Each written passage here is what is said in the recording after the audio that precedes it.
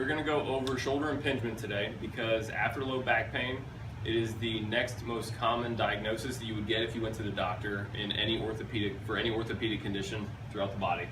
So shoulder impingement, what is it? Sometimes it's actually called subacromial impingement syndrome, and the reason for that is what you're getting is the acromion, which is where your collarbone comes out there, is right there.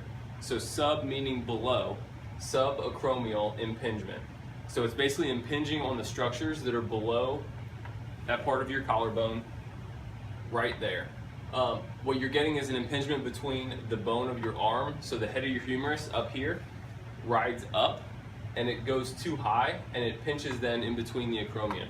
So that space gets smaller, and then the main structure, there are a couple that are in there. The biceps is in that region there, the rotator cuff, and then the bursa too.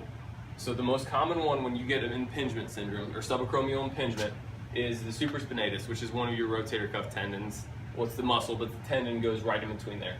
So that band right there that I have drawn so nicely would be coming into the head of your humerus, and that is what's going to be getting impinged. So that's why typically if people have impingement syndrome, they'll feel it up in here, kind of on the top of their shoulder, and then the lateral, so the outside, and anterior or forward, so right in there. And what you're getting is that impingement of that tendon. And there's about 1 to 1.5 centimeters in space there. And as you raise your arm up, once you get to about 60 to 120 degrees, like I have there, is where that space lessens. So you would be okay here, you wouldn't really have any pain.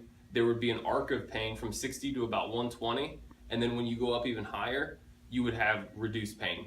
So that's how sometimes they call it the arc of pain, is also an indicator that you have impingement syndrome.